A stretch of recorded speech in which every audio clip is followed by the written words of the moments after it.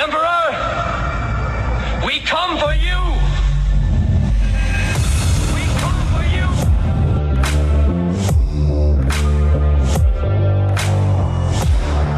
Did IQs just drop sharply while I was away?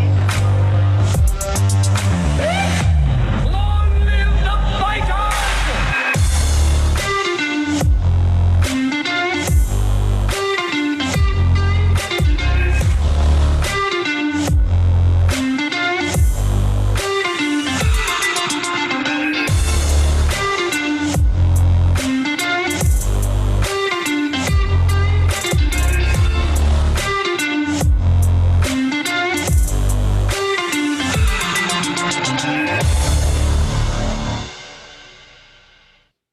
So yeah, it's going to be one of those kind of shows. It is. I can tell already. Already, it's going to be just like that. Let's do that. Let's do exactly that. Oh my gosh. Hello and welcome to another rendition of the Fusion Underground podcast. Here at the Fusion Underground, what we try to do is make sense of the world by having principled discussions about such topics as entertainment, current events, politics, and culture. Our mission is to educate people to become critical thinkers so they can live more empowered and happier lives. As always, I'm your host, Manuel Ramirez, and I'm joined in the virtual studio by the wonderful, the gorgeous, the beautiful, the divine. Keep going. My brother, Jason Moret. How are you doing, sir? I'm good. Good, brother. This is, what is this? Season 3, episode 9. Hey, right on. You got it. Number 36 of totals. Crazy. I know. It's insane. Yeah.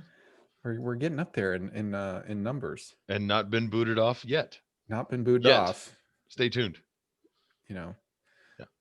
Yeah, we got plenty of time to make people mad, I guess. We got time to upset everybody. I really had a difficult time today. I wanted to wear my GCU hat. Mm-hmm. Go Lopes. Right. And then I really wanted to wear this one as well. You wanted to wear your ASU hat on top of it? Go Devils. Yep. Well, that's about the IQ. You actually look like the IQ level I would expect out of somebody who's going to wear a Sun Devils cap. Well, and here's the thing. One, because the Sun Devils completely spanked U of A on Friday night. In the for the cup, the territorial cup, 70-7. In what sport was this? In football. Oh, okay. 70-7 down in Tucson. Wow. But then I think was it today? Might have been yesterday. I don't remember. I didn't watch the game. But in basketball, ASU played against GCU. And for the first time ever, I wanted both teams to win. And how'd that work out for you? Yeah, well, that didn't work out. But ASU won. Imagine that. They won 71-70. So they scored one more point than their football team. And what's funny is everybody kept saying, oh, well, ASU's got they're just an average team. Like all the ASU fans were coming out and saying, oh, ASU's just an average team now. They shouldn't have done that to Grand Canyon. You don't understand. Grand Canyon actually has a really good basketball team. I mean, they're building a really good basketball franchise out of GCU. In a lot of collegiate areas, they're kind of known as like the Duke of the West. Really? Yeah, they've been building it up. This is only, I think, their third year playing in Division I now. That's pretty cool. Yeah, they're pretty exciting to watch. Sadly, since there's nobody in the arena can't be as loud and ruckus as it normally is. Boisterous and yeah. And like I think I mentioned it last week. I'm surprised. It really does take away from the game, even spectating on TV. Yeah. It really does. It's unfortunate. It's really sad. Yeah, it is really sad. But I really don't give a crap too much about sports lately. I have been playing. According to Steam, I'm now 27 hours into Cyberpunk 2077. Oh yeah? And I'm loving it. Are you? I've been hearing good things. I'm I'm so loving it. It's just so good. The storyline is really good. I feel like I'm really best friends with Keanu Reeves, even though he's a total penis in the show, in the game. But you know, I'm used to it. I hang out with you all the time. So Well, oh, you touche. you are my Keanu Reeves. Actually, you are my, what is his name? Johnny Silverhand, I think is his name. Johnny Silverhand. Wow. Thank you for that. Yeah. See you next week. Yeah. But it's actually really, really good. The storyline is really good. There's a lot. It's open world, right? Normally I go off the rails when I do open world games, and I don't really like them because I just get too lost and I get too pushed away from the main storyline, and then I lose interest. But this one's really holding my interest. The That interesting says something. right. The interesting thing about the game is it drips in sex. I'm not Okay. joking. So if you have little ones, if you have kids, little kids, I do not recommend playing it while they're awake. Especially, you know, there are people that like to give the controller. I'm not playing it on the Xbox or PS4, PS5, whatever it is. I don't even know what it is anymore. And I have the PlayStation, but I'm playing it on PC. But some people like to give the controller to their little one, right? Like, hey, let's play a video game, and the controller's not actually connected to anything. They just get to sit there, and the kid feels like they're. Well, yeah, you don't want to do that playing Cyberpunk. Yeah, because I get it. There's it literally it oozes sex out of all of its pores, and not just like romantic sex. We're talking like the world feels like it's built on a foundation of hookers. Wow. And I'm gonna rush right out and buy that.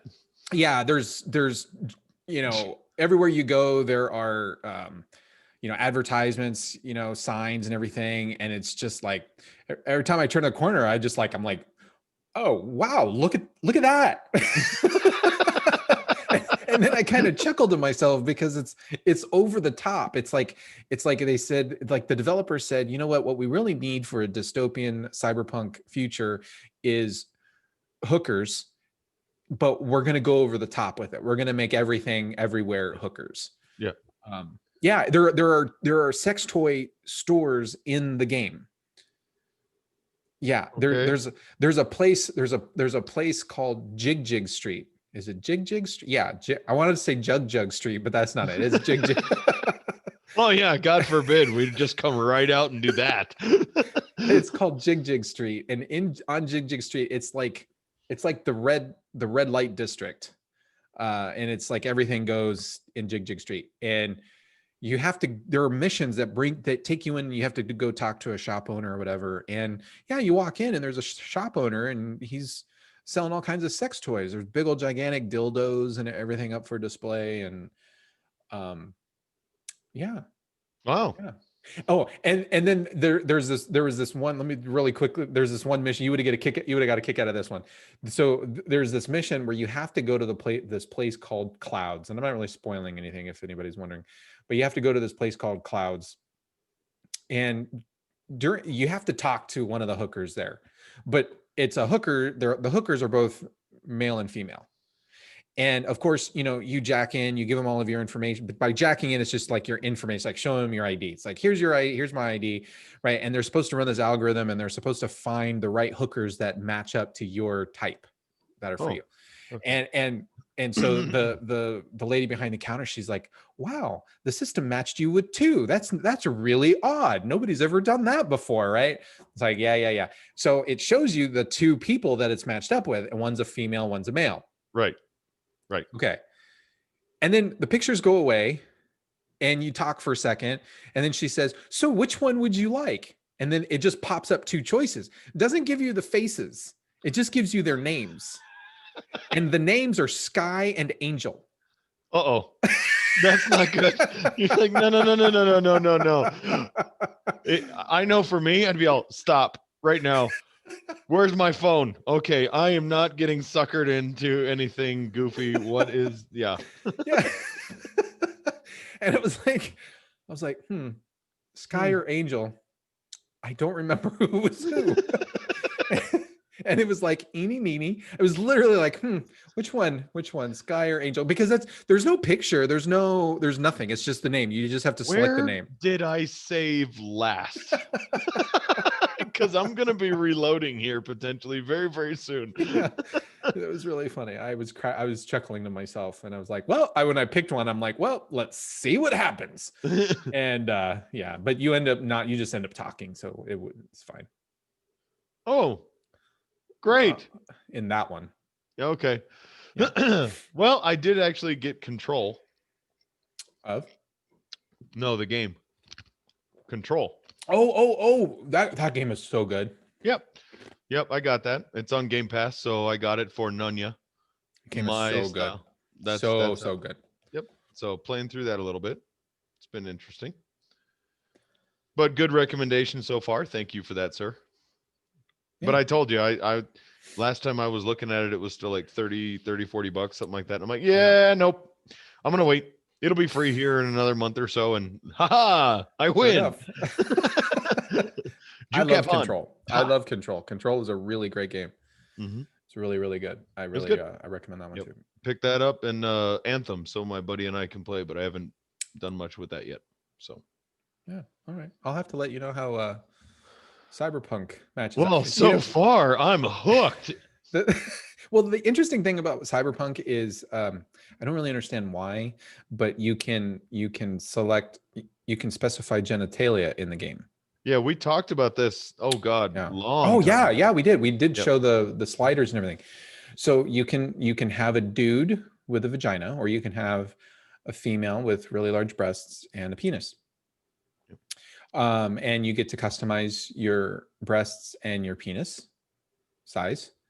And you can also select from Gentile or Jew. So what? I don't really understand why, because for a couple of reasons. One, the game's all first person, so it's not like you can really see your character at all. And then you have armor. You wear armor all the time, so even those moments when you do actually get a chance to see your character, you're clothed. So I don't really understand why that's such a Nope. I'm not even gonna I'm not gonna even dignify any of that with a response. You really want to? No, I really don't. All right. Okay. If I play that game, I'm gonna have a character called Paige. Page? Page. No, Page. You guess. Whatever. Haha. Joke's on you. Yeah. Because we talked about that last week. The only so there's two downsides to this game that I've seen so far. One is trying to drive with a mechanical keyboard and mouse. You can't drive. No. In video games. I know you can't. I can't. But I would love video of watching you try. It would have a lot of cursing and swearing. I'm sure it would, and still be more appropriate than what you've described the game as so far. Yeah, definitely. I can't drive in these games, and I don't have a controller, and I'm not going to run out and buy a controller to hook up to my PC just to try to play the game. But it's better. The driving is slightly better than what was that one that I was playing? The something dogs, Watch Dogs. It's slightly better than Watch Dogs, but not by much. Okay. And then the other bad thing about well, it's not a bad thing. It's really not. It's just a criticism about the game. So you can select select a mission to go do this mission, and then it puts on your little mini map these little yellow dots that lead you to your location, right? But the game is really pretty. Like looking at, Night City, which is the city in which this game is set. It's really amazing to look at, and it's it's just this dystopian, cyberpunk feel. It looks really, really cool, and there's so much texture and everything that's going on in the city. And I find that most of the time when I'm driving around the city, I can't really look at the scenery. You can't take it all in because you're focused on a little cartoon mini map. Yeah, I'm focused on the minute because I need to know. It's like, okay, do I turn right? Do I turn left? Because the city, not only is it sprawling, it does like sprawl outward, but it's also up.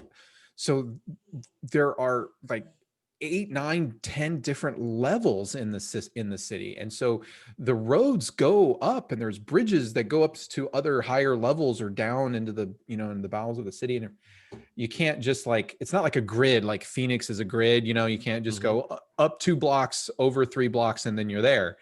It's winding and twisting. So you have to, yeah, I spend the whole time kind of like glancing just back and forth, just in front of my car to the mini map. It's a minor criticism, I know. That's okay. I'll take minor criticisms. That's fine. So. Because see, like in the Control, the game we were just talking about that you played before, it doesn't have a mini map displayed. You have to actually pull it up, and it doesn't stop the game, so you can still get eaten alive while you're looking at a map trying to figure out where you want to go. And any of your side missions, they don't show up. Actually, neither does your main mission on the map. Normally on any game, you've got a main mission marker. It's like, hey, dummy, you go here. You go here. You go here. No, you don't have that. You just go, where the hell am I supposed to go? This says go to the furnace room. Where's that? Where the hell's the furnace room? Oh, wait, there's something that's, where am I at? I don't know. Yeah. There's actually a couple times I've had to go all the way back to the beginning and go, okay, here I know where I'm at. Where do I need to go? All right. And by the time I walked down there, there's a timer that was apparently going off and I missed everything anyway. And I'm like, dude, this sucks. So how far into it are you? Let's see. I got I just got into the psychology labs. Oh, okay. So you're still pretty early. Yeah, I guess. Yeah. The best power, I think, I focused all of it into grabbing stuff and hurling it back at people. Just that's like pretty much the telekinesis. Yeah, I haven't maxed out all of my throw damage. And I just started to build up so that I can actually grab enemies themselves and throw them at other people. So that's always good stuff too. Yeah, that's coming here very, very soon. So yeah, I got the evade and the shield and some of those other things unlocked. Some of you have to learn it. The game just gives it to you. Yep. Yeah. Yep. Yeah. So I did that, and then I upgraded my gun a couple times. You know, because I think you have to actually go through and do that because there's missions where you have to kill stuff with all that stuff. So that's cool. Yeah, but once you can pick up another dude, so like a couple guys will like jump out with guns and you're like, I'm gonna grab you and I'm gonna throw you into that guy. I'm gonna hit you with this guy. That just is so much fun. It's just a blast. Yeah. Well, speaking of blast, that was my biggest frustration, especially early on. Man, I was throwing stuff at everybody. I throw stuff at you and you and you and you and you, and then I was dead. I was like, what is going on? I didn't realize until like the 4th or 5th time after I gotten upset, walked away and came back and restarted the game, that when you throw people or throw stuff at people, it explodes. Yeah. And if you're right here and you throw something at them, it explodes. Yeah. With you right there with it. So I think actually I was killing myself more often than not. Well, you were at least contributing to your own death. To your own demise. I take my destiny into my own hands. Thank you very much. Yeah. Good times. So good times. All right. Well, today, so I have to tell you this. I have to tell you this story. I got a text from a cousin of mine. He doesn't live too far from me. And he had tamales. Oh. So today and my cousin makes real tamales. The best tamales you have ever had. My cousin makes them. Oh my God. They're so good. He made red and green. He does it every year. And it's like a 5-day process of him, making these, making tamales. I talked with him a little about it today. And he actually made them last weekend. And then, he texted me and he said, last chance, if you want some tamales, come over, today after 11 o'clock. And so I went over there, visited with him a little bit and got some tamales. And, it's funny because Kristen had asked me, she said, well, are you going over to your cousin's house? I think it was like Friday or Saturday. She's like, are you going to go get tamales from your cousin? I said, I don't know. He was making them last week, but he hasn't invited me over to come get some. And I don't want to just show up at the door, go, hey, cousin, haven't seen you in a year. Where are my tamales? Yeah. I was like, that's a little rude, but they're so amazing. They're so good. So, okay. Yeah, I just had to share that because I got tamales. Yeah, that's awesome. Thank you very much, jerk. Yeah, you're welcome. I miss tamales so much. I really do. My aunt Cindy, she used to make tamales all the time. I do have Mexican in my family. Now it's my cousins, of course, who my aunt married a Mexican, and so now I have Mexican in my family. Wouldn't you know it? Just by looking at me, wouldn't you tell? But she, tamales are. It is definitely a Christmas tradition, and I frigging love that there are Mexicans who have that Christmas tradition that I can exploit because I love real tamales. They're so good. Yeah, he made 22 dozen. That's it. Well, that was gone. That might have to be gone in a weekend. 11. Yeah, 11. Yeah, he said 11 and 11. Yeah, so he makes 20. They're so good. But they're so good. so good. My God, they're so good. Yeah. I wish I could, he used to, if I remember correctly, I think he used to run a restaurant. Oh, really? Many moons ago. He's a fantastic cook. And he's really perfected the tamales. But when I was eating those tamales today, I was thinking about how this is all I want for Christmas. All I want for Christmas is my tamales. Yeah. Por favor. Tamales, por favor. Tamales, por favor. And so, one of the things I was I hate you so much. Okay. Game face. Go ahead. Nope, that's it. We're done. See you next week. While I was eating the tamales, I thought, because I was, everybody always wants to know, what do you want for Christmas? And, and I thought, well, this is all I want. I don't want anything other than this. Mm-hmm. Because people get me crap whenever they buy me stuff. Okay. Well, so here's where I'm at. I used you as an example just like this, this last week. And what was this example? Pray tell. Well, so I was talking with a buddy of mine about buying gifts for not just the family, because everybody buys gifts for the family, the wife, husband, daughter, son, kids, dog, whatever. That's the family. Then you've got the extended family, and then the distant extended family.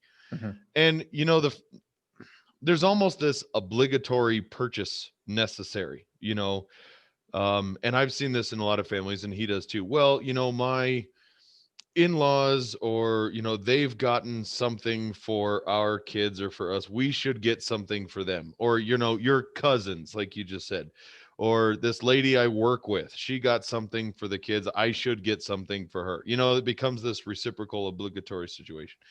And I was actually joking. I said, it's interesting. Everybody says, well, it's the thought that counts. And I said, that's fine up until you go to actually buy something for someone else. Because what we do is we have to take the other person's stature, financial or otherwise, into account. And I was trying to explain, I said, okay, picture Lucy. I said, if I go down and I get something for you, I can go to Walmart and find something and go, dude, look what I got. I got this for you. Ha. And they'll go, oh, that's pretty cool. I said, I can't do that for Lucy. I'm not going to get him a Christmas present because I know better. He's not going to get me one. We have that understanding. But I actually got you something. I was going to say, dang it, I knew you. Oh, all right. I said, but I can't go to just a Walmart and get Lucy something from there because he's going to go, oh, look it. That's cool. It's crap. And throw it. You're just going to pitch it, except you might actually wait till I'm not in the room to throw it in the trash. Yes. See? And I know that. But what the heck? What happened to it's the thought that counts? Well, obviously, that's really not 100% true. Because we take that into account when we buy for other people. Well, I read, this is how I feel about cards. Like, cards like give like birthday cards or Christmas cards. Right. I read cards over the trash can. Uh-huh. I get if I get a card. Most people don't send cards that much anymore, but in the past I used to get cards and I would read them over the trash can, and it's like, oh, that's a nice card. Oh, that was really nice. That Drop was in the really trash nice. can. Honey, did you see that? Yep. Isn't that cool? Yep. Trash. And then like I remember saying that to somebody one time and they got offended. And I thought, well, did you really honestly expect me to keep it? What did you want? How long are you supposed to keep a card before it becomes acceptable to Right. discard? I read it and I enjoyed reading it and I enjoyed the fact that you thought about me, but I'm not going to keep the card. So I literally would open it and drop the envelope into the trash can. I'd read the card and go, oh, that was really nice, and then I'd drop the card in there into the trash can. And I thought, well, it's going to wind up there anyway. Yeah. I don't understand cards. I never have. And I love people who write the thank you cards after getting a card. It's, oh, I got your card. Thank you. Here's your thank you. I literally, only I would do something like this. I literally wrote out a thank you card for someone writing me a thank you for another thank you that I already got. See, this is psychotic. No. I did that just to be that guy, though. And I'm like, oh, thank you. I received your thank you card. Consider this a thank you for your thank you card. I'm like, that is so dumb. Yeah. I hate that. So, okay. So then how do you approach gift giving? Because I actually I got you something. Okay. And I don't exactly know when I ordered it online. So I don't know when it's going to arrive here, but then I'm going to have to so I have no idea when you're going to get it. That's the bottom line. Okay. But you will get it, hopefully by the first of the year, if not a little bit after. But I put some thought into it. Mm-hmm. Like I thought of you, and here's my thing when it comes to gift giving now. I don't give gifts based on what the other person wants. Okay. I give gifts that are a reflection of the relationship that I have with that person. That's very, very smart. And in some cases I'll buy somebody a book. I didn't buy you a book, but in some cases I'll buy somebody a book that I think that they should read, or that I think that not so much that they want to read per se, but a book that, maybe a book that I've read. Sure. And maybe they've called out certain qualities about a certain topic. And then, so I will gift it to them because I want them to know that I bought them this book. The book came from me, I'm not just buying something that they want, because if there's something that you want, well, then you just go buy it. Go buy it. Just go buy it. No. And I can appreciate that. A book's great. I mean, to me that goes, I thought about you. I really think this would be great for you. Here. Now go do your homework. Thanks a lot. Appreciate that, jerk. But see, only you would think of. But no, I mean, so I know, and I've poked at you with you and your Skynet setup and all of your stuff. There's 100,000 different electronics out there that I think you would absolutely love to add to your repertoire of useful stuff right in front of you. Items. Tech. And yes. I know for a fact there is no way in hell I'm going to get you what you want that's going to fit the needs that you want. Even if I were to ask you and you could actually articulate that back to me appropriately, I would still not get it appropriately. Correct. I know that. Correct. There's no way. So why would I do that? Correct. I could get you something much better, like, I don't know, a U of A cap. And that's me thinking of you or whatever. I could actually get you something meaningful. It doesn't have to be expensive, but no, and I can appreciate that. Yeah. Now, I do have to share this. I think this is a good point. There was, God, how many years ago was that? 12 years? 10 years? I don't know. 10 or 12 years ago, some time ago, Lucy and I actually got each other a Christmas gift. We met up for lunch. This is a good story. This is great. We both met up for lunch, and I said, "Hey, I got you something for Christmas." "Oh yeah, me too. I'll bring it." Great. I hand him this Christmas gift wrapped up. He hands me mine, and I looked at it, and I'm like, "This is the Man, they feel exactly the same. We bought each other the exact same Skyrim player's guide. Oh yeah, a Bible for it was a that Bible. game. It was a big old gigantic huge. book. It was hardcover, hardback book. Oh. Yep. It was a great book. I mean, it's just this tome of knowledge about Skyrim. Yeah, because we were both playing Skyrim. It was that year that Skyrim came out. Yep. And so now that excellent choice in gift, sir, must I say. I thought that was pretty cool. Yeah. That was funny. That was funny. Pretty cool. Yeah. So. But you know, yeah. So I don't buy gifts for anybody with based on what they want. I give them something that I think is meaningful from my perspective, that is a representation of the relationship that I have with the individual. Mm-hmm. So with the hope of how should I say this without sounding odd? Too late. But I guess with the hope that I can impart some of, you know, something that has made me who I am today to that person. Okay.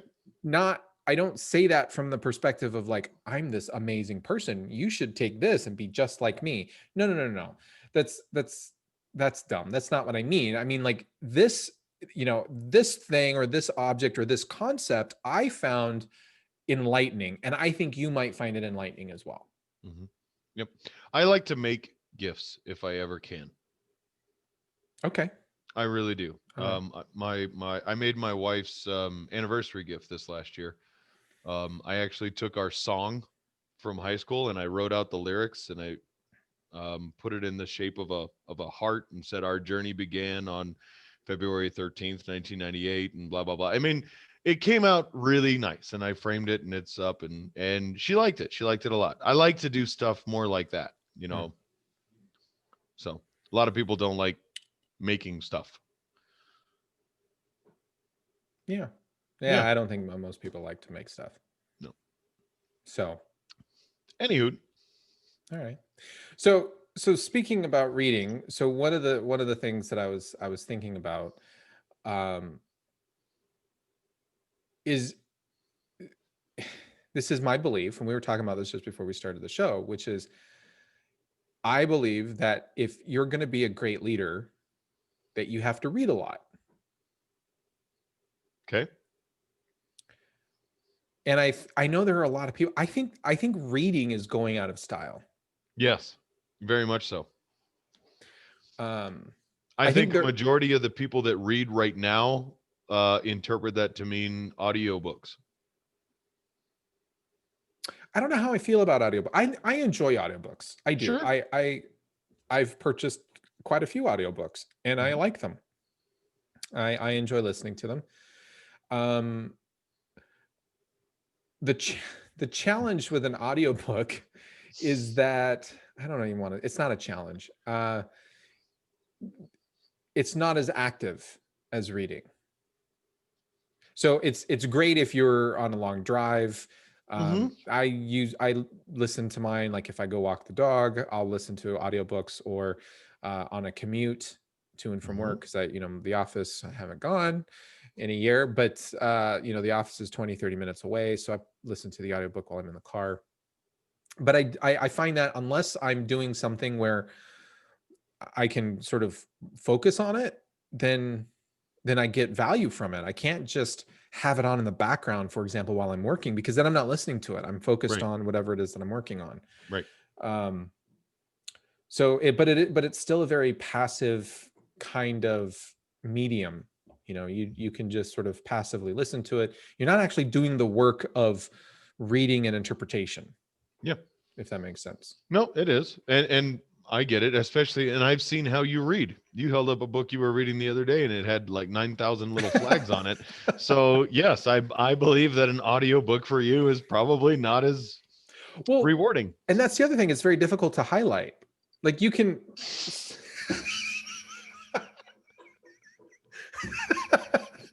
Wait a minute. No, I'm serious. I know you are. Yes, I can imagine that is extremely difficult to highlight, sir. Did you just like spew all of your water all over the place? Oh my God. No, there. See, you're. Oh my God. Carol, please explain. Go for it. I have my little audio app here, Audible. Sorry, I was trying to get the right word. Reading. Reading. You can actually there's an ability down here on the app where you can actually like highlight that clip in the book, so you can mark passages in the book that are interesting that you want to go back and reference later. You can, it's highlighting, but so what does reviewing highlighted audiobooks look and or sound like? I don't really know because I don't do it. And that's why, because it's problematic. So because I'm driving, like most of the time I'm walking the dog or I'm driving. And so it's like, you hear something and it's like, oh, wait, that was really pithy. I want to remember that. And by the time you break it down and hit pause and then try to rewind and then it's just a pain in the butt. So, but if I'm reading a book, I can just stop and highlight it. Don't you read a book with a highlighter? No, I read a book with a light and a bookmark. Like normal people.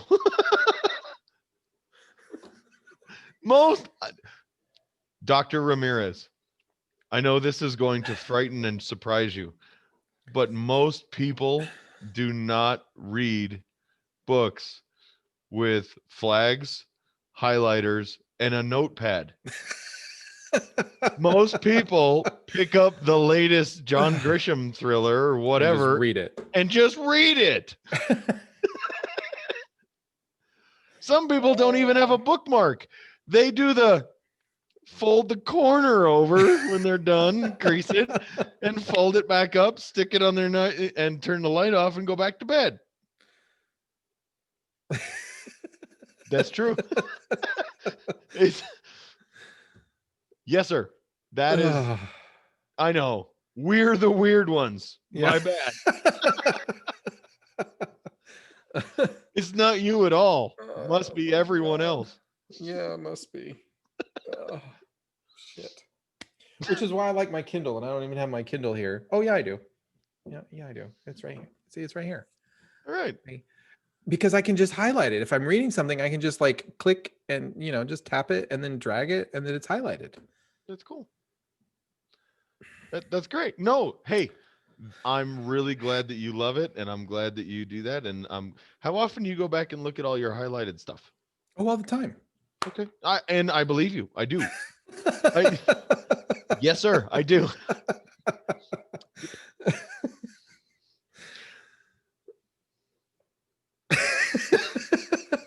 I hate you so much.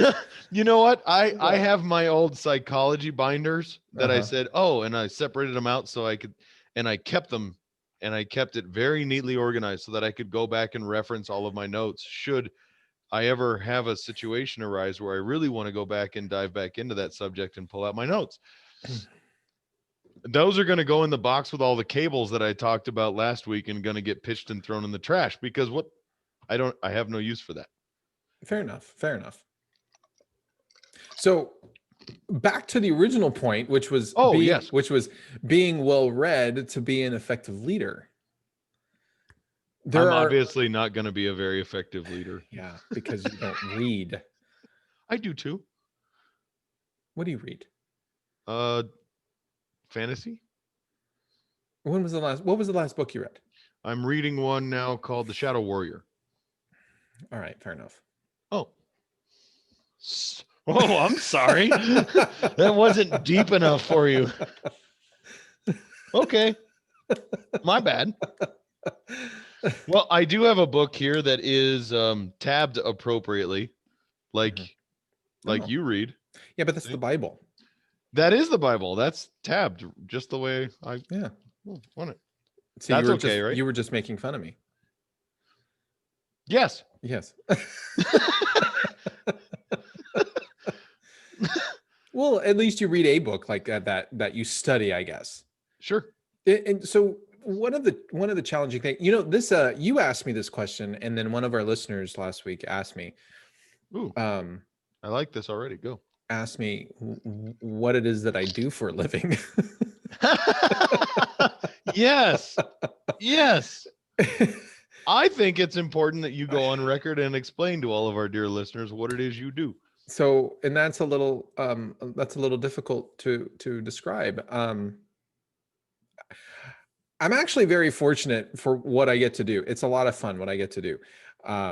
But essentially, I consult on how to make organizations and teams perform better. So some people might say, well, that's process improvement. And it's like, well, not exactly. There are people trained to do things like Six Sigma, right? Or Lean Six Sigma. You might have heard those types of things. And these are methodologies where you look at how a business process is functioning, and you collect all of these metrics about that process, and then you find ways to tweak and make the process shorter, shorter duration, those types of things. That's not really what I do. Although I can do that kind of stuff, but that's not really what I do.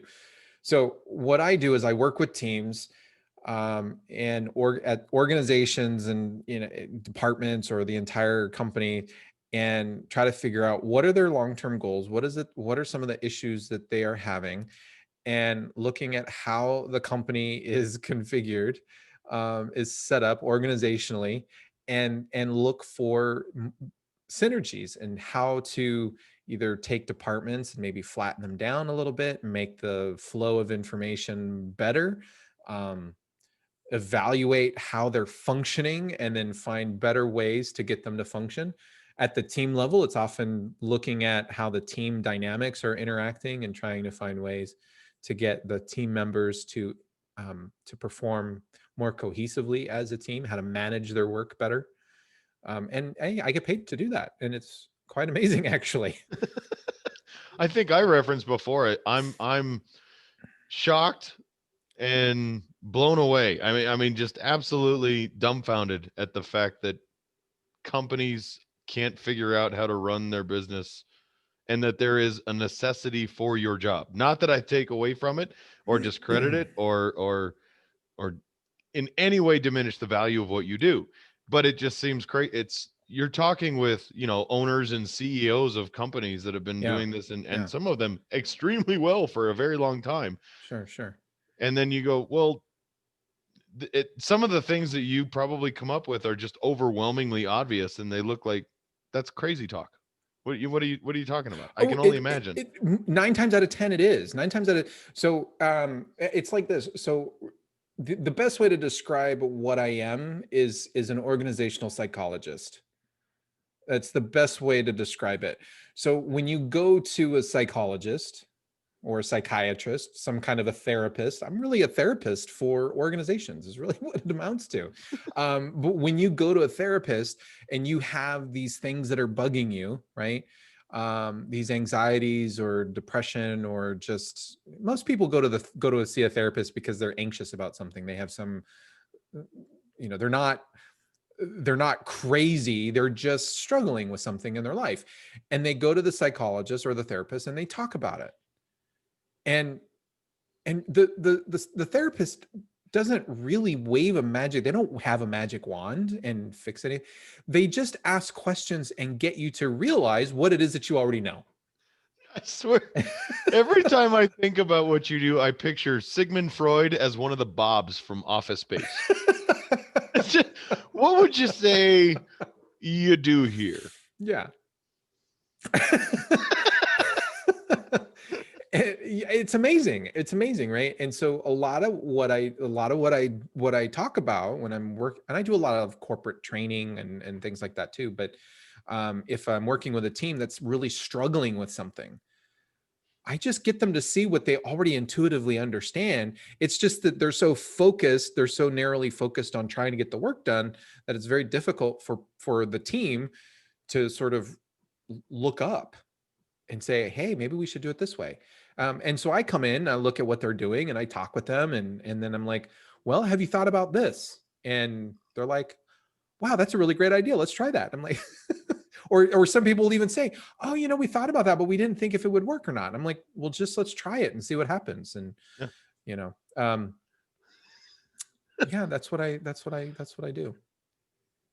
Wow. Yeah. Well, there you go. Riddle solved. So somebody might be asking, well, if let's say something about Lean Six Sigma, right? And you might say, well, why should an organizational psychologist exist when we have Lean Six Sigma? The difference between the two, the problem with there's not a problem with Lean Six Sigma. Lean Six Sigma is good when you already have a process in place and you have to make the widget. Mm-hmm. The problem comes when you're trying to design a brand new widget that doesn't exist. Okay.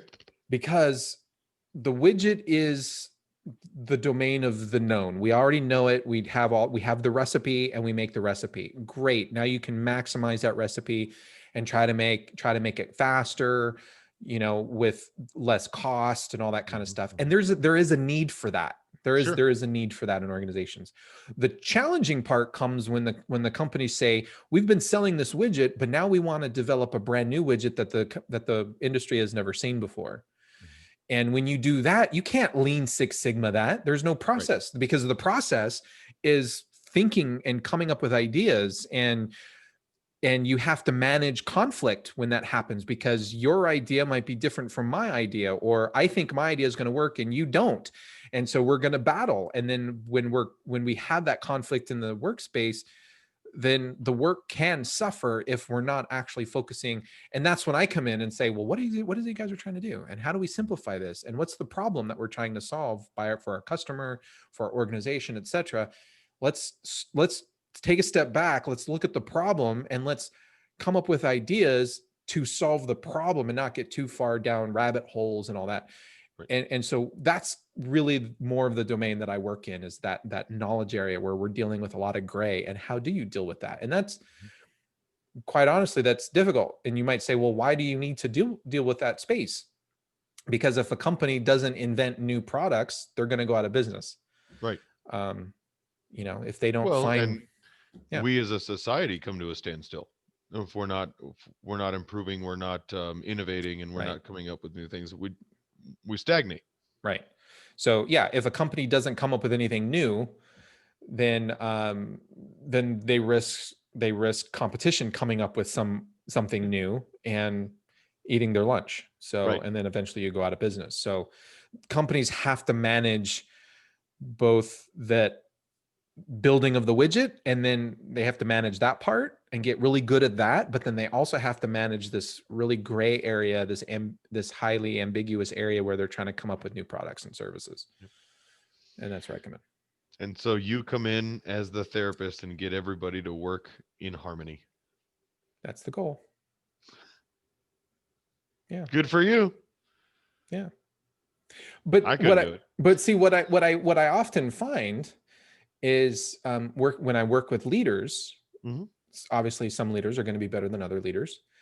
But I find that in many organizations, leaders, they stop learning. And I think that's kind of a problem. Mm-hmm.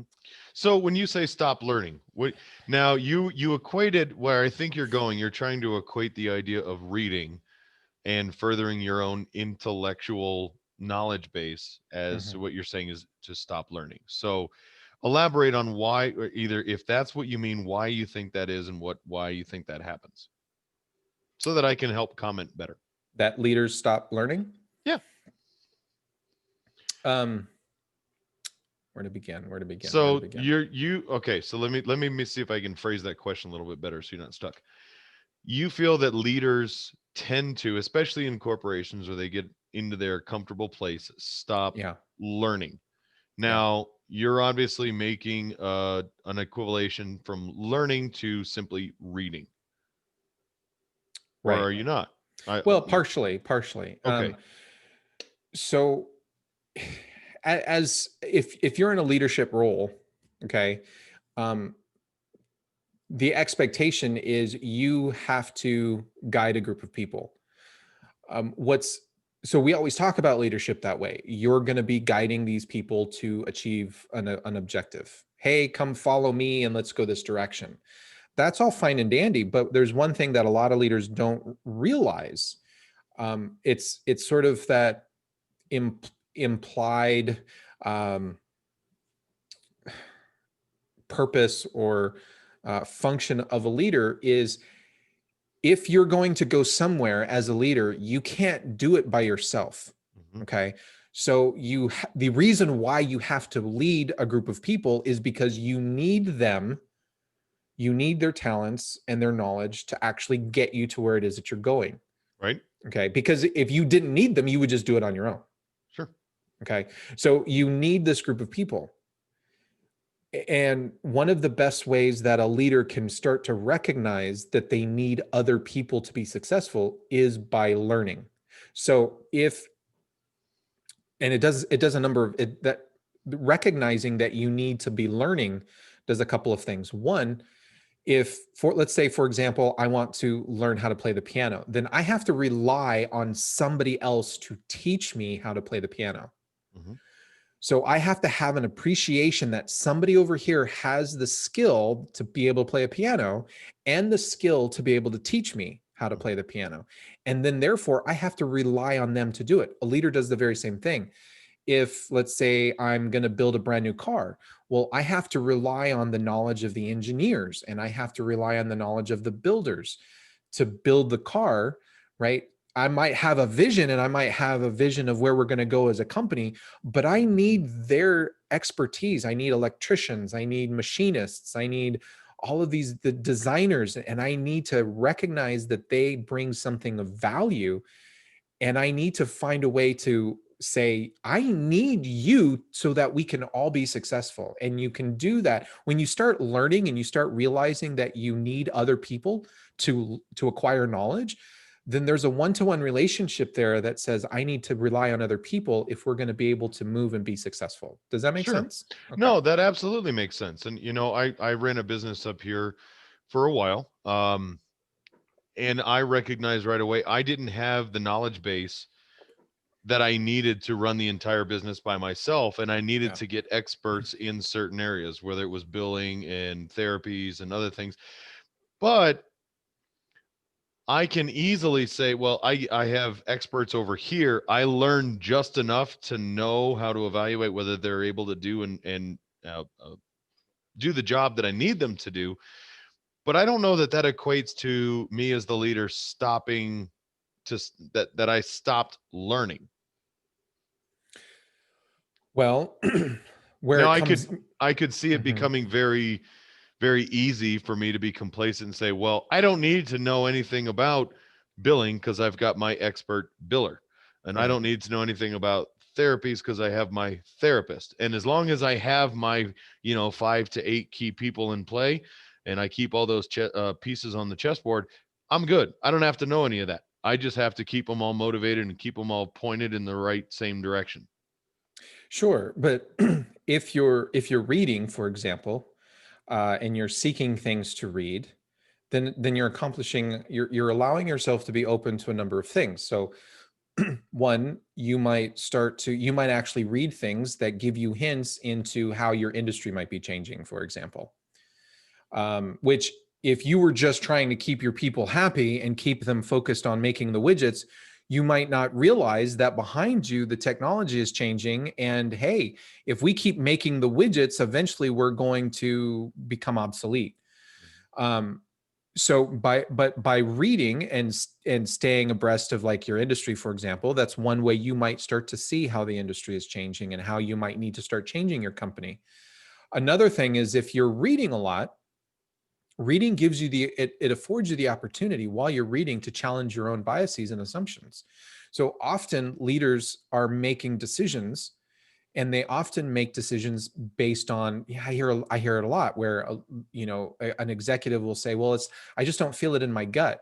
Okay, that it's fine to be driven by your gut to a certain degree, but you can't solely be driven by your gut. There's some other things that you either need to be taking into account, because your gut could also just simply be a tremendous amount of bias.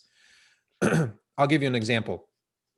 I often work with a number of executives who graduated, got really great, amazing MBAs back in the late 80s, early 90s.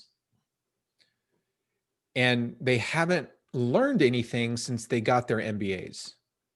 But they talk like, well, I have an MBA, so therefore I know everything. And I think, yeah, but your MBA now is 20, 30 years old. Mm-hmm. Technology has changed. Your customers have changed. The laws have changed. The world has changed. The internet wasn't around when you got your your MBA, for example, right? So much has changed in 20 or 30 years. People have changed.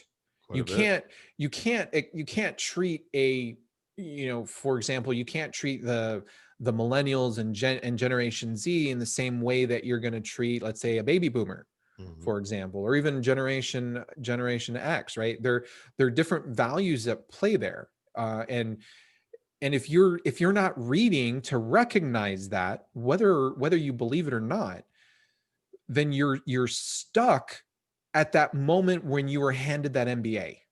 There are a lot of leaders that they like, once they got that degree, they cast themselves into that mold and they've solidified themselves, and they literally hit pause, and the world has gone on around them, and often without them. And so they're trying to manage based on the principles and knowledge that they gained in 1992, not anything that's more up to date and fundamental. Okay. Yeah, and there's obviously a disconnect there, and I've seen that in other organizations. I think everybody has, especially the as you go higher up the chain, you've got people who have put in their 20, 30 years, and now they've got their cush corporate position, and you're going, are you guys, and this is where I think so many people who are, we'll call them the front runners, the people on the ground floor, doing the work in any business, any corporation, always have the same complaint no matter where you go. I'm sure you probably hear about it more than anybody else, and that is the corporate team and the ownership team and the board of directors. All of those people are so far removed from the day-to-day life and operation of the business that they have absolutely no connection to it whatsoever anymore. They have no grasp of what a day in the life and what we actually do. That's very, very true. I mean, every place I've ever been has always had that exact same complaint. And I don't think it's out of sheer malice. I don't think people who are actually doing the quote unquote grunt work really dislike their organizations and their corporate leadership, but there is a actual disconnect from being hands-on doing the work. Yes, and that's a huge problem, as a matter of fact. I mean, and again, it goes back to constantly learning and having that appreciation. There are so many people that were trained to be managers, and what's sad is, so they were trained to be managers back in decades ago, and now they're training by virtue of just their actions and how they respond to people. They're training people who will eventually move into management to be the same way, and they're not adding anything more to their collective management repertoire, right? And so you have managers who, yeah, it was very effective. Those managerial styles were very effective 30 or 40 years ago, but they're not effective anymore because the world is a completely different place. Go ahead. No, when I was managing my team, I always said my goal for each and every one of them was to train them and educate them to get them so that they could take over for me, hopefully at any time. I wanted to make sure that the people that were there were sufficient enough and self-sufficient enough that, you know, if I walked off a curb and got hit by a bus, the business would never suffer for it because everybody would just continue on. I guess that was always my idea in leading people, was to get everyone to a place where I could be easily replaced by any one of them. Unfortunately, I guess that usually means your tenure is probably going to be short, because somebody's going to say, well, okay, we can replace you with somebody else, pay them less, and have a nice day. Well, you know, part of the problem with this is, you know, management styles, the way that we teach managers, you know, like people who go on and get an MBA, for example, a lot of MBA programs are built on 100-year-old management style. And that management style is one of command and control, where, and we, you know, I hear about it a lot. I get really nervous when I hear, you know, managers say, well, we have to do what's best practice. I get really nervous when I hear things like that, or when I hear things like, we have all of these teams, but we have to have a standard way that all the teams are going to work. And I think that, wait a minute, I'm not necessarily saying that's wrong, but you're closing off the doors of innovation. You are closing off the doors of innovation. And let's say you have 30 different teams in your company who are IT teams, information and technology.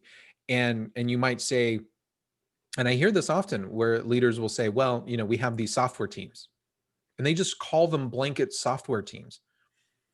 But even among software teams, the work that they do is not exactly the same. It's why you have different teams. You might have a database team, and you have you know, the front end software team over here, and you have a data warehouse team, etc. So all of the work is not the same, and the teams are not the same. And so if you try to depending on what it is that they're trying to standardize, right? That's why I have to ask a lot of, well, what do we mean by standards? What are you talking about here? And some leaders want to have everybody doing exactly the same thing. And it's like, you can't necessarily do that, because all the work's not created equally. Right. So you have to have more like frameworks rather than rules, because you cannot command and control all of it. You know, it's like, this is very similar to a manager who literally wants to write down, and some people think that this is an okay thing to do, where they say, let's say you have a game of chess, a chessboard, and people want to create workflows that say, well, if my opponent moves this piece to this space, then do this. Right. And they want to write procedures for their business to do that. Yep.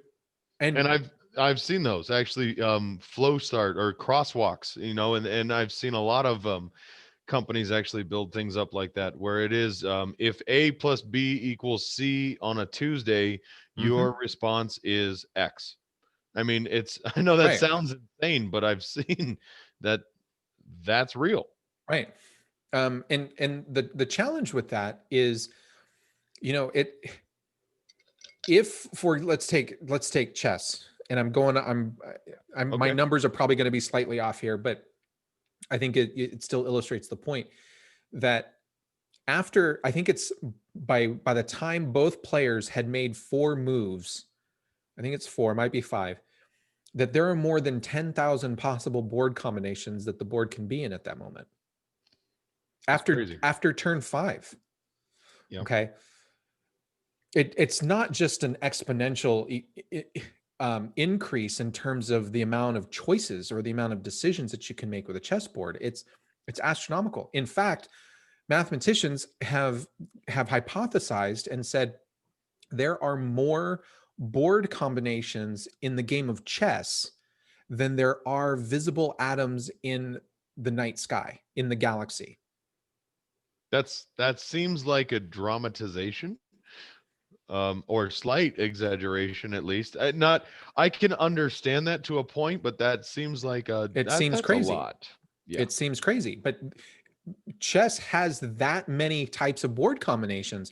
So you can't make this decision tree that says, if player does this, then we do this.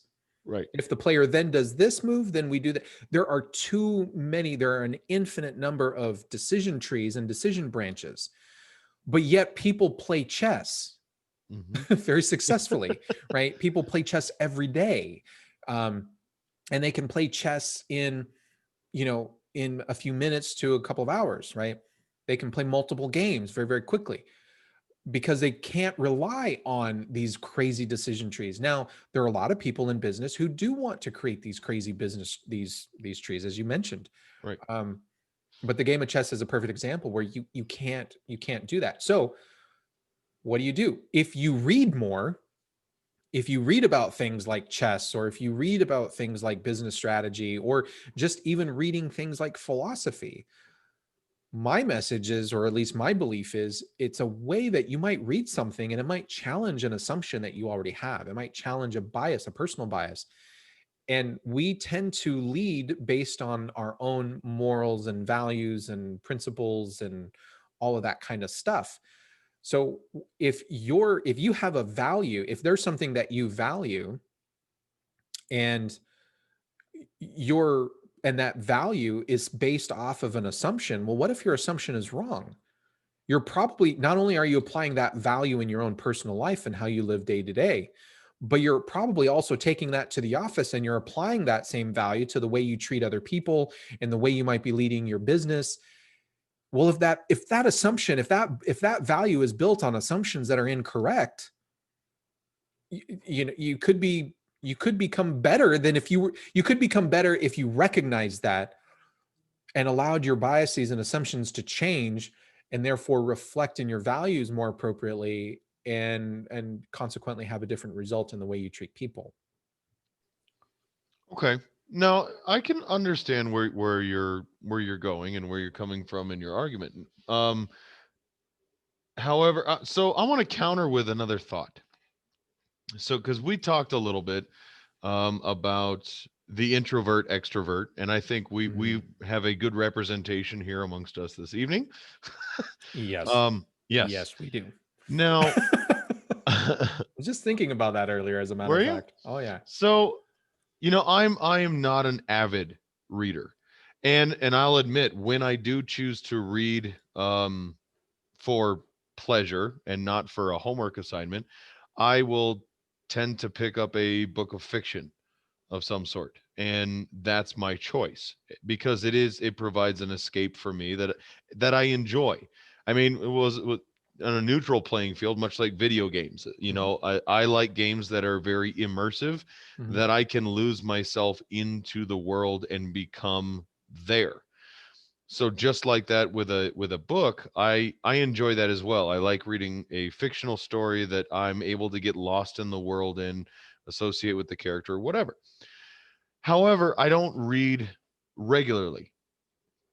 I don't. But I can appreciate what you're talking about, expanding your worldview, challenging your biases, and looking at things.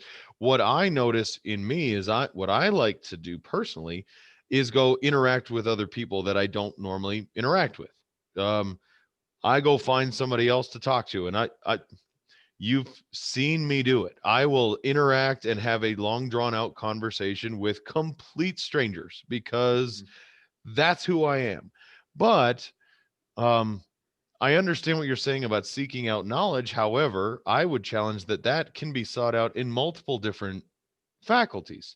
For me, I might gain some of that same insight that you're referring to, excuse me, from interactions with a stranger, or maybe someone who's not a stranger, but actually having a conversation and learning something about myself or them in the process,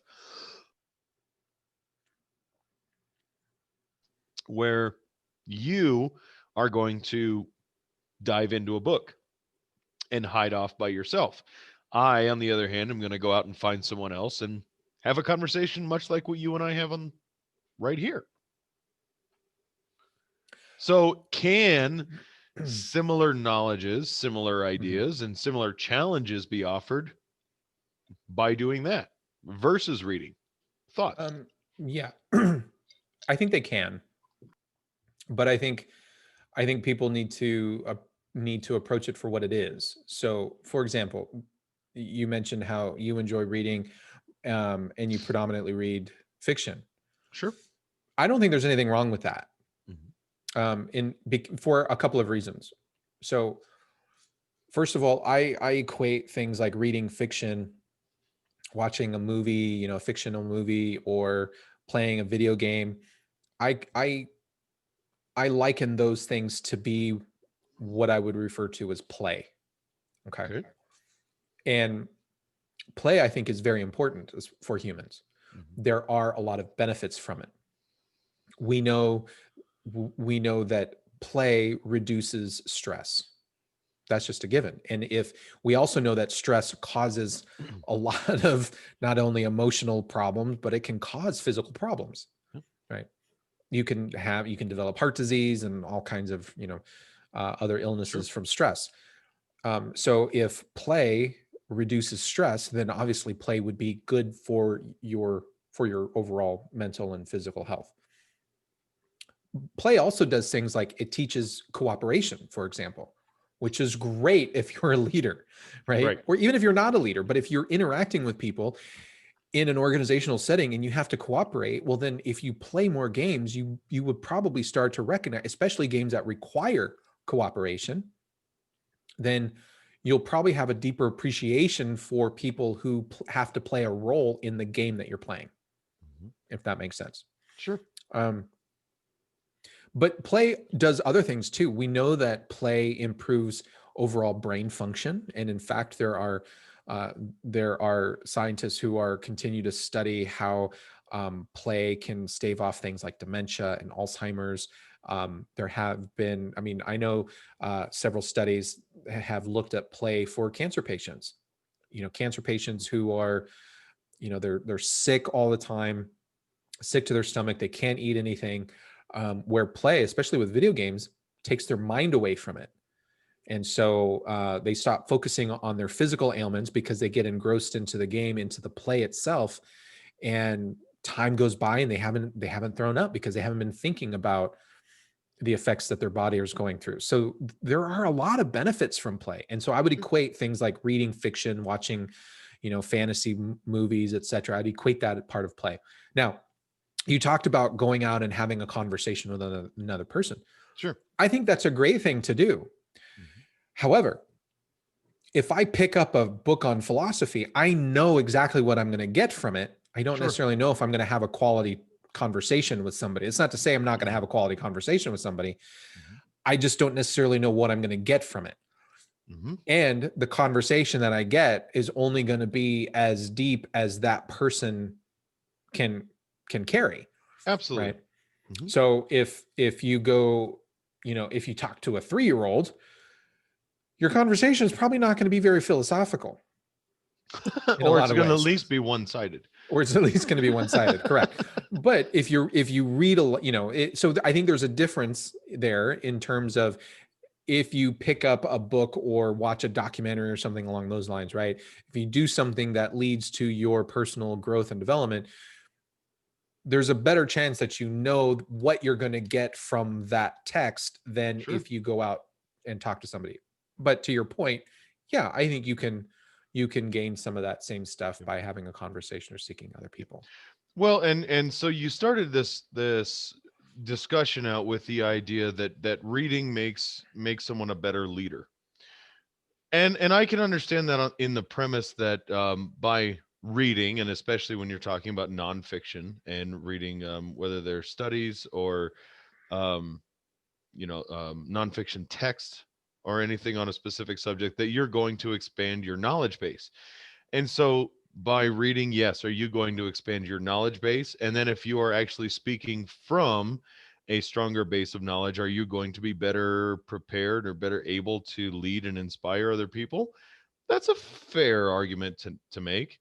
Although I know a lot of leaders who can inspire a team of people or a group of people that had absolutely no idea what the hell they were talking about. But it's simply about inspiring a group of people to go a unilateral direction. Now, if you are a natural leader in the sense of being able to, you're charismatic, you're able to inspire other people to your cause, able to point them in that direction, you're able to unify people, and you have a strong base of knowledge in the subject matter to which your movement is pertaining, that makes you an incredible, that you are set up for success in a leadership role. Now, that I think is a very valuable distinction to make when we're talking about the two. Having a very strong knowledge base, there's a lot of people that know a lot about specific subjects that couldn't lead anybody out of a paper sack if they had the opportunity. And then you've got other people who are, they can inspire people to go out and do a whole bunch of stuff and they don't know what the hell they're talking about most of the time. So I think it's necessary to have elements of those to be an effectual leader. Is that fair? To a certain degree. Okay. So first of all, I get very nervous around charismatic leaders. There are some charismatic leaders. There are some leaders who are charismatic that are very good. There are a lot of leaders who are charismatic that are not very good. Okay. Leadership is an emergent state. So in other words, it emerges out of who you are as an individual. If you are not growing and developing yourself to be better, then your leadership qualities are going to plateau, or Sure. there's only so much that you're going to be able to do. And there's only so much effectiveness that you're going to be able to produce out of yourself as a leader. The other thing, which is, this is really where this is the real reason why I think people should be focused on constantly being better than themselves, which amounts to learning. Mm-hmm. If as a leader, you say, I need to improve myself, one of the best ways to improve yourself is to learn, because you've grown, you've gained new knowledge, right? You have effectively improved who you are.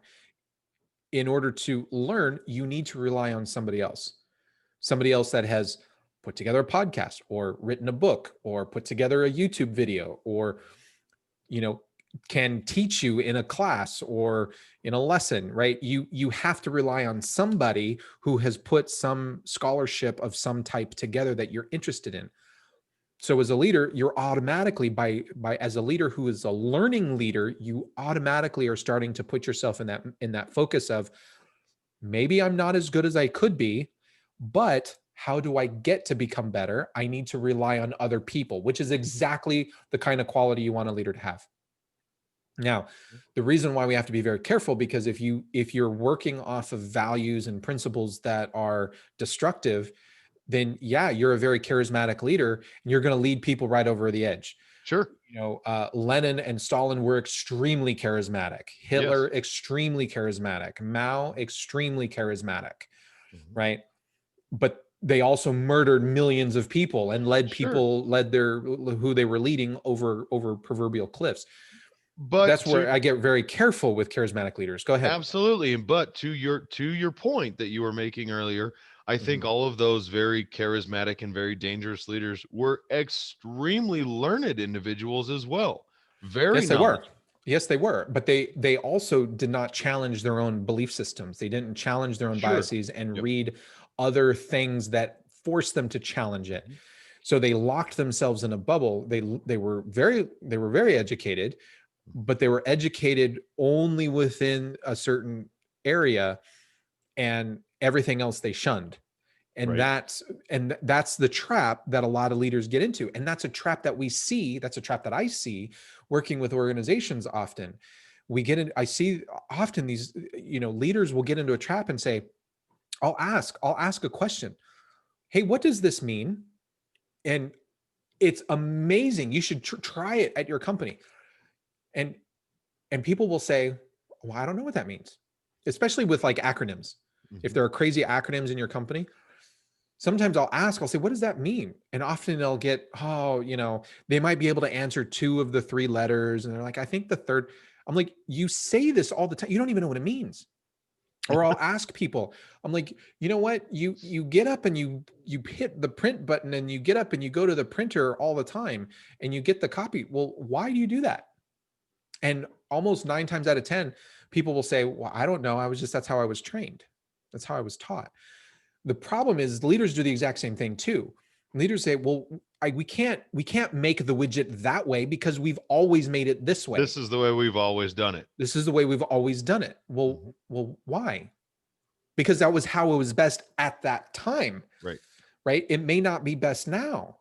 And leaders will often get into this place where it's the way we've always done it. So we can't change it, because if we try to change it, then everything's going to fall apart. Well, you don't know that. It could. Yeah. Sure. But if you're not striving to become better and learning and judging, and challenging your own biases and assumptions, you could be leading your people right over a cliff and you don't even know it. Mm-hmm. Yeah. And, I'm dealing with a situation like that, not entirely unlike this, at work. This idea that we've always had, this is the way we've always done this process, and it involves these many people. Well, what happens if we want to eliminate this one person? Can we still do this? Can we still get the end job done? Well, no, we can't do it that way. Why not? Well, this person did all these things. Well, yeah, but what if we divvy up these 5 different aspects of their job to these other 4 people? We have it all covered. Why can't we do that? No, we can't do that. Well, why not? Well, because we've never done it that way. Well, let's try it. No, it's doomed for failure.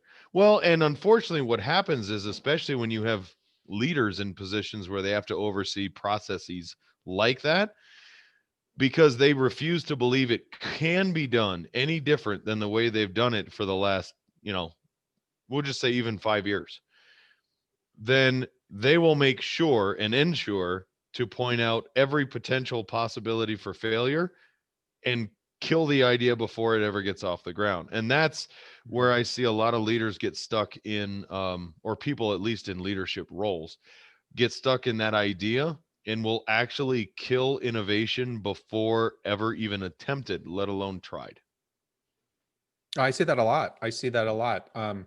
Where organizations are afraid to try anything new.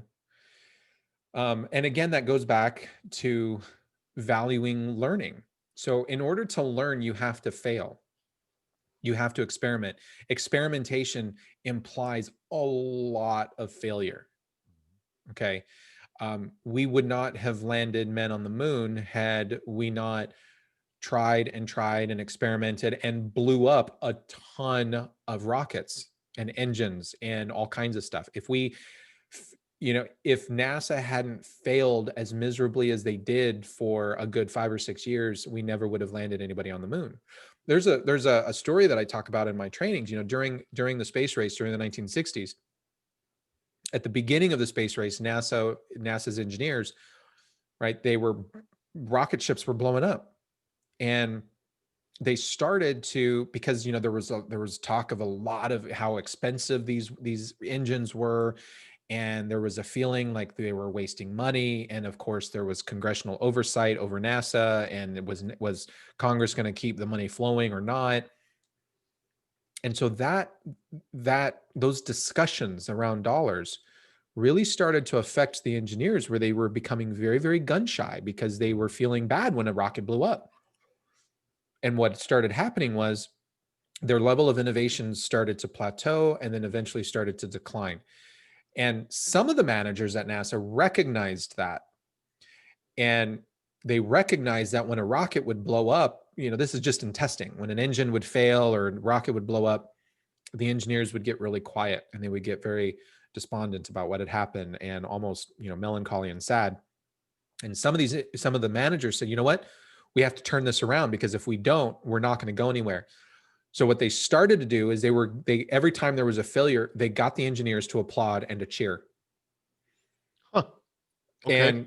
And what that told the engineers was, it's okay to fail. Yeah. Go back, get all the data, study it, figure out what happened, and how do we get better? How do we improve? Yep. And because they just started doing that, they could have done, NASA managers could have done a lot. They could have mandated that everybody just be innovative. It wouldn't have worked. That wouldn't have worked. They could have written policies and procedures and office memos and all that, and none of it would have worked. The one thing that did work was getting people to cheer when there was a failure. And what happened was very, very quickly, the mindset within the engineers began to change. Yep. And they were taking risks because they didn't want to take risks anymore, because taking risks led to these explosions. And so but by cheering, they started to take risks with their designs. If they didn't take risks, we never would have gotten to the moon. We never would have won that space race. And we never would have innovated. But to do that, you have to fail a lot. And as a learner, as somebody who values learning, you also recognize that you're going to fail a lot. And so if I value learning in my people, then I value them experimenting and being innovative. Go ahead. Well, and success teaches us, really, as a species, teaches us very, very little. It does. Success does not teach us much. And if you say, well, okay, you did it, you made it, you built something and you got it done, or you finished the race. If you ask them why, how did that work? How did your device work? How did your race work? How did that happen?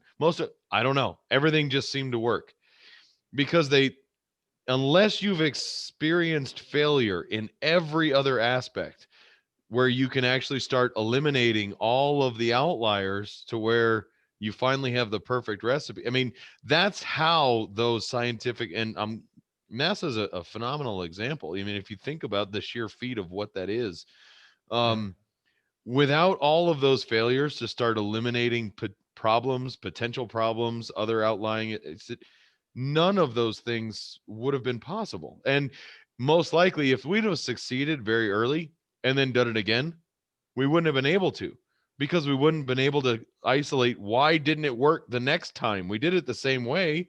Well, we wouldn't have known where those things, I mean, unfortunately, the Challenger explosion comes to mind. That was a failure of a very, very small part, the O-rings on the fuel pods, that, because it was out, actually froze and then cracked.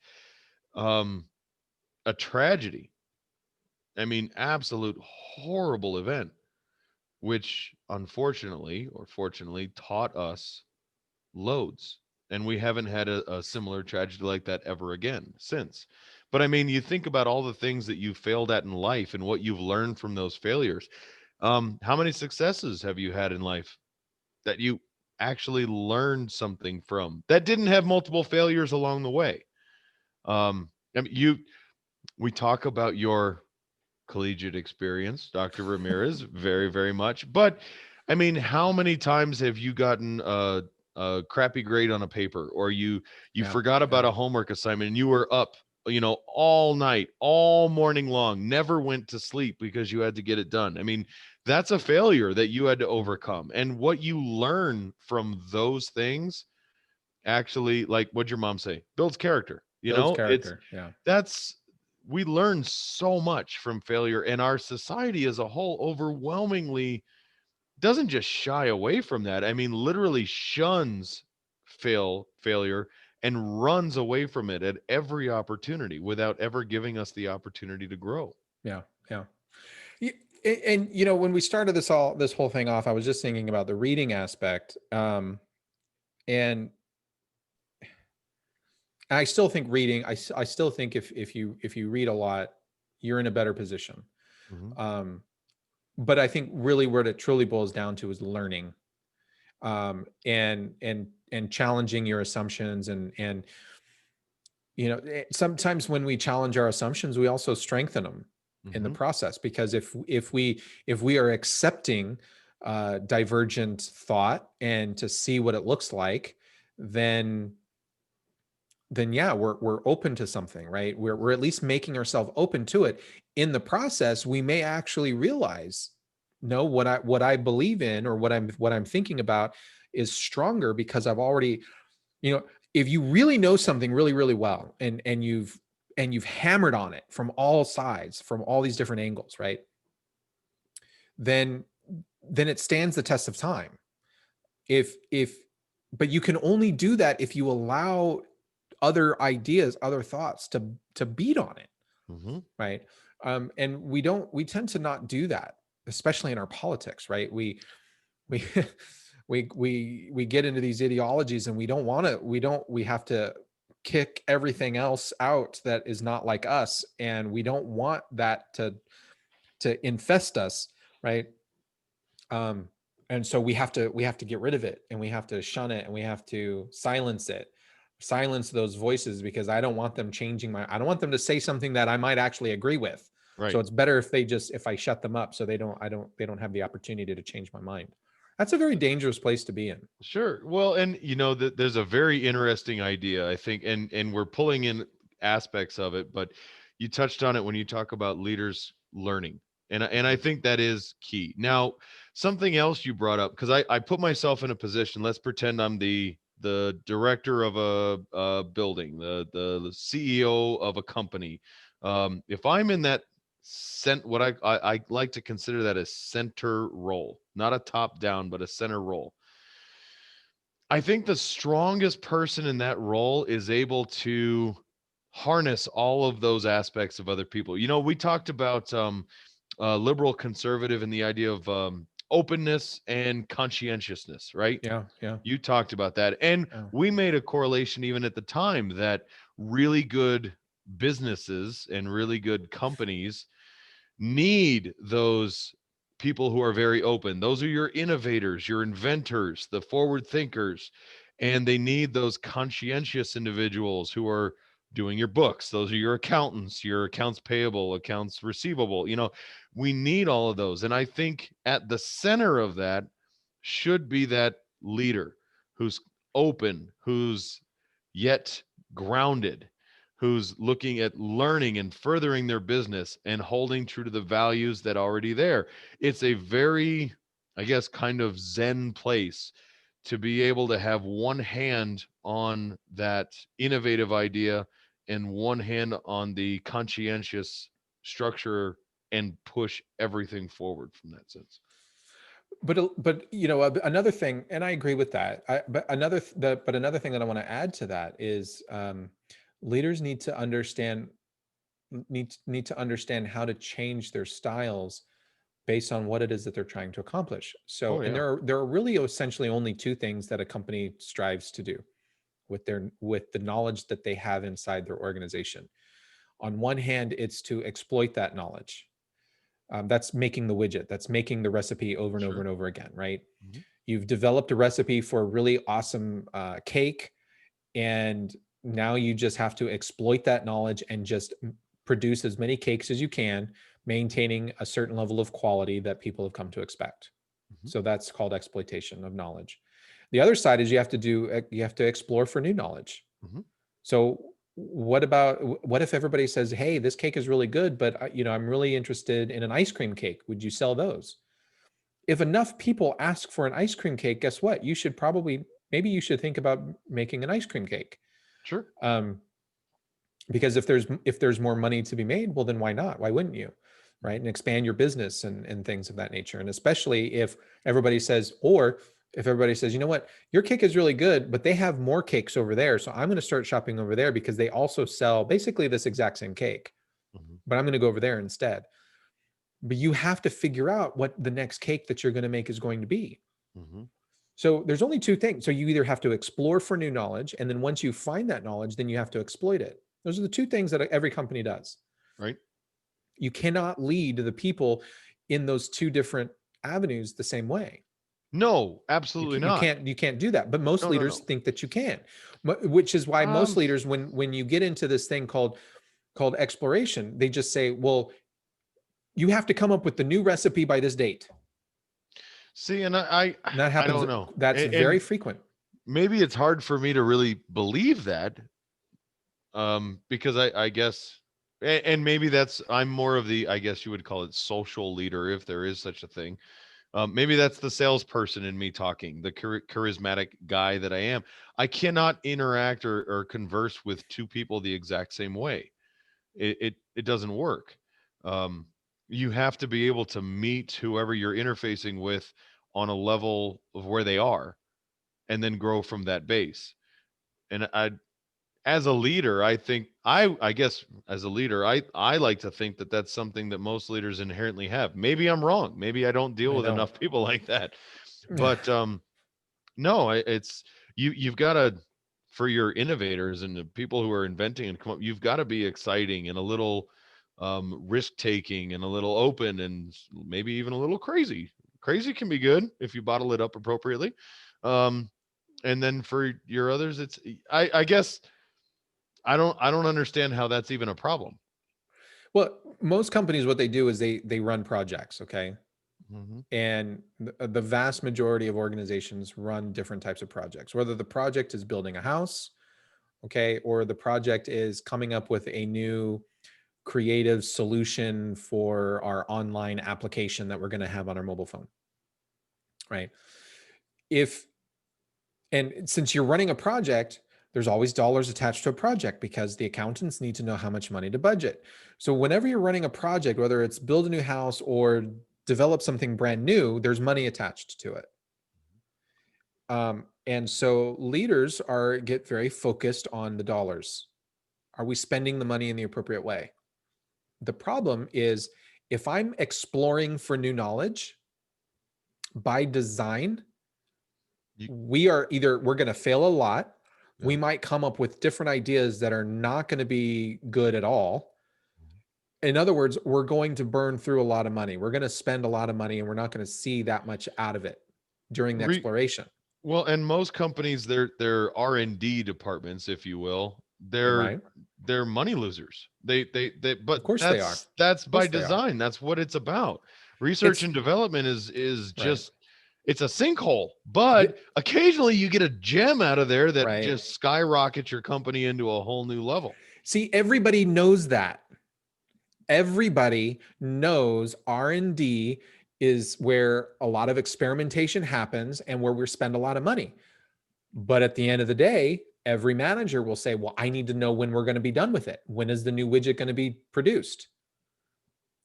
So it's literally everybody, people will talk out of both sides of their mouths. They'll say, Right. yes, I know it takes a long time to do exploration and I know it's all ambiguous and I know there's a lot of failure that goes along there, but when are you going to have the next iPhone? Yeah. When are we going to build the new iPhone killer? It's like, you don't know that. Right.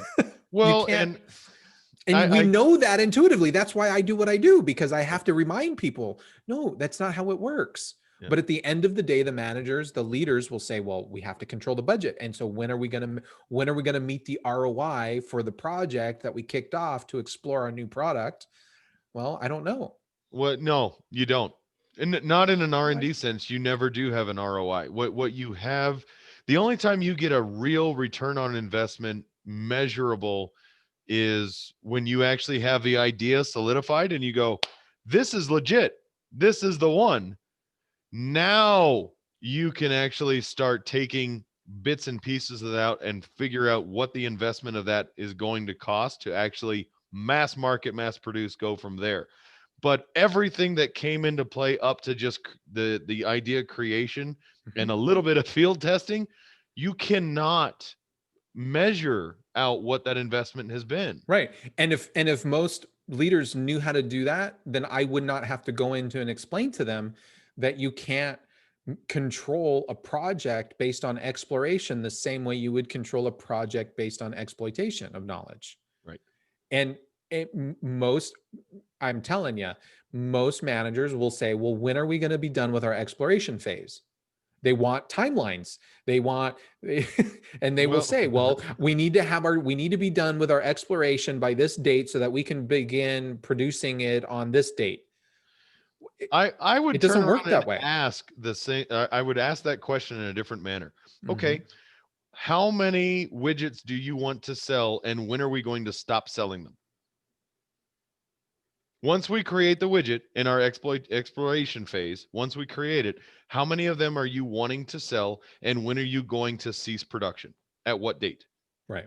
They don't because you wouldn't be able to answer that because I know the answer to that intuitively. Sure. You're going to sell as many of those as you possibly can for as long as you can until people go, I don't want that anymore. Right. And then you're going to clearance the rest of them out to, some other country or whatever you need to do. You're going to sell as many of those and ride the gravy train for as long as you possibly can.